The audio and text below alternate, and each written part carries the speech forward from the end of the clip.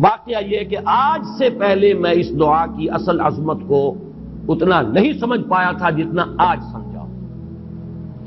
یہ جو عظیم دعا ہے جس میں اتنی لجاجت، اتنی ہیوملٹی حضور نے اختیار کی ہے جس سے آگا کا سوال نہیں. اللہم انی عبدک وابن عبدک وابن امتک، اے اللہ میں خود تیرا بندہ ہوں، میرا باپ بھی تیرا ادنا غلام، میری ماں تیری ادنا کنیز. فی قبضتک، میرا پورا وجود تیرے قبضہ قدرت میں ہے، تیرے ہی اختیار میں ہے. فی قبضتک ماض فی حکمک، میرے پورے وجود میں تیرا ہی حکم جاری و ساری ہے. عدل فی قضاؤک، اور جو فیصلہ بھی تو میرے بارے میں کرے، جو بھی کرے وہ عدل ہے، انصاف ہے. کہ ہر چساقی ما ریخت عین الطاف، ماض فی حکمک عدل فی قضاؤک، ناصیتی بیدک، میری پیشانی تیرے ہاتھ میں ہے، جدھر چاہے موڑ دے. یہ جو اپنی نفی ہے، نفی اس اعتبار سے بھی اپنی انانیت کی نفی، انی عبدک وابن عبدک وابن امتک، پھر اپنے وجود کی نفی، اپنی مرضی کی نفی، اپنے اختیار کی نفی. فی قبضتک ماض فی حکمک ناصیتی بیدک عدل فی قضاؤک. پھر دیکھیے واسطہ وہ دیا ہے جس سے اونچا واسطہ ممکن نہیں. اسألوک بکل اسم ہو لک، قرآن مجید میں آیا نا، فدوہ بہا وللہ الاسماء الحسنی فدوہ بہا. اچھے نام اللہ کے ہیں، اس کو پکارا کرو ان ناموں کے حوالے سے. اب نام کہاں سے جمع کریں سارے؟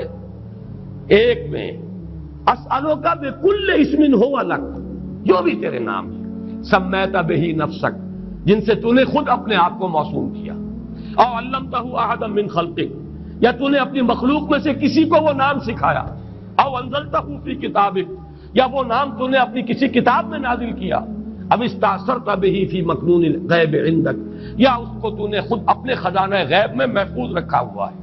تیرے وہ نام بھی ہیں جو تو نے کسی کو ابھی سکھائے ہی نہیں، تو نے اپنی کتاب میں کسی میں نازل ہی نہیں کیے.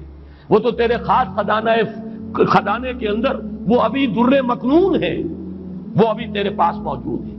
یہ اس سے بڑا اب واسطہ کیا ہوگا؟ مانگا کیا ہے؟ ذرا غور کیجیے. ان تجعل القرآن ربیع قلبی ونور صدری وجلاء حزنی وذہاب ہمی وغمی. استدعا میں یہ کر رہا ہوں پروردگار، اس قرآن کو میرے دل کی بہار بنا دے، میرے دل کا نور بنا دے.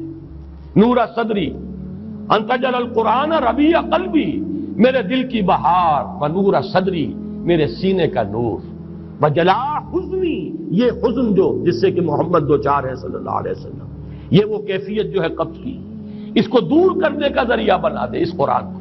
جلاء حزنی وذہاب ہمی وغمی، اور میرے ہموم، میرے تفکرات، میرے غموں کو دور کرنے کا ذریعہ بنا دے. یہ عظیم دعا آج سورۃ الضحیٰ پر غور و فکر کرتے ہوئے، ویسے تو میں تقریباً 30 برس سے اس دعا کا مبلغ ہوں، اس لیے کہ جب میں نے یہاں کام شروع کیا تھا لاہور میں، جو تقریریں کی تھی مسلمانوں پر قرآن مجید کے حقوق کے نام سے جو شائع شدہ ہیں، اس پمفلٹ کے آخر میں نے یہ دعا درج کی ہے. یہ اصل میں کچھ مختلف احادیث میں ٹکڑے آئے ہیں، کہیں کوئی ایک ٹکڑا کم ہے، کہیں دوسرا کم ہے.